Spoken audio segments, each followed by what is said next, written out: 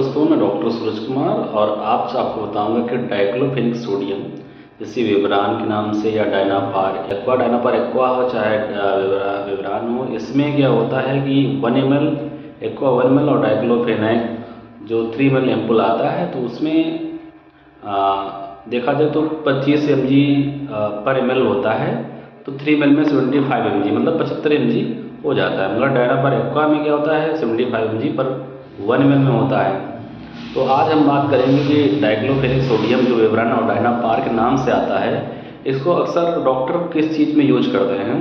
तो सबसे पहले हम बात करेंगे डायनापार हो चाहे एक्वापार हो। देखिए, डायनापार एक्वा जो होता है IMIV होता है, मगर जो डायनापार या हम डाइक्लोफेनिक सोडियम की बात करें तो 3 ml का एम्पुल आता है, एम्पुल आता है। तो जिसमें क्या होता है कि वो IM ही बोला जाता है। IM क्यों बोला जाता है, उसका अलग मैकेनिज्म है। अब हम बात करेंगे यूज पे।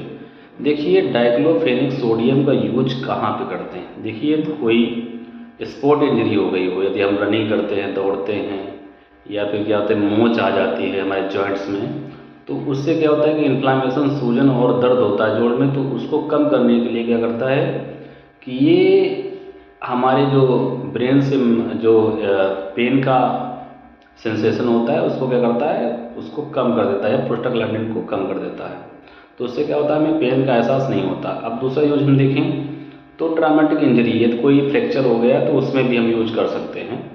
और इसको कभी कभी हम सडन ऑनसेट तब यूज करते हैं, जैसे कोई रीनल कैल्कुलस का पेन है और वो बहुत सीवियर है, नहीं बंद हो रहा है, तो हम वहाँ पर क्या करते हैं, इसको देते हैं। मतलब कम ही अमाउंट में देते हैं, पर देते हैं। तो क्या होता है, विवरान या डायनापार एक्वा की उसमें हम एक्वा में या फिर विवरान में हम उस इंजेक्शन को दे देते हैं। उससे क्या होता है, हमारा जो पेन सीवियर था वो कहीं ना कहीं कंट्रोल हो जाता है। अब हम बात करेंगे कि इसको और किस चीज़ में दे सकते हैं। तो देखिए, ऑस्टियोआर्थराइटिस और ऑस्टियोपोरोसिस, एक गठिया की दिक्कत है जिसमें दर्द होता है, सूजन आ जाती है, उसमें भी हम क्या करते हैं, डाइक्लोफेनिक सोडियम का यूज कराते हैं।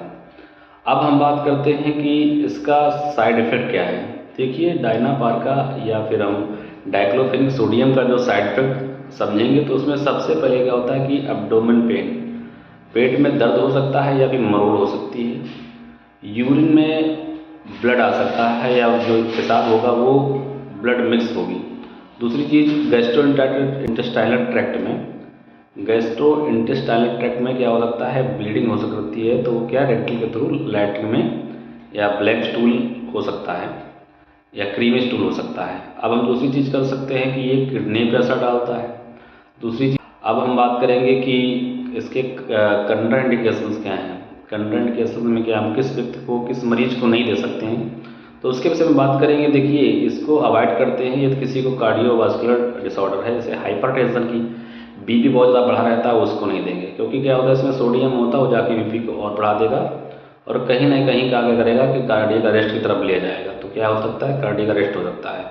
या किसी को एंजाइना पेक्टोरिस का पेन हो रहा है या MI का पेन हो रहा है या BP बढ़ने की चेस्ट पेन हो रहा है, वो हार्ट के सिम्टम्स है, तो उस पेन को रिलीव करने के लिए हम इसका प्रयोग नहीं करेंगे। दूसरी चीज़, यदि कोई लेडीज है, वो प्रेग्नेंट है, तो उसको भी हम क्या करेंगे, अवॉइड करेंगे। प्रेगनेंसी में इसको डाइक्लोफेनिक सोडियम इंजेक्शन को नहीं देंगे। अब हम बात करते हैं कि इसके ये चीज़ें हो गई। तो अब हम बात करते हैं कि इसके 2 सॉल्ट आते हैं, एक आता है डाइक्लोफेनिक सोडियम और एक डाइक्लोफेनिक पोटेशियम। अब इसमें डिफरेंस क्या होता है, डिफरेंस ये होता है कि जो पोटेशियम होता है उसका अब्जॉर्प्शन बहुत ज़्यादा होता है। जिस चीज़ का अब्जॉर्प्शन बहुत ज़्यादा होगा तो उसका रिस्पॉन्स जल्दी हो जाएगा, जबकि सोडियम का एब्जॉर्प्शन स्लो होता है तो उसका रिस्पॉन्स देर में मिलता है। बस यही डिफरेंस होता है और कोई डिफरेंस नहीं होता है। आशा करते हैं वीडियो अच्छी लगी होगी। धन्यवाद।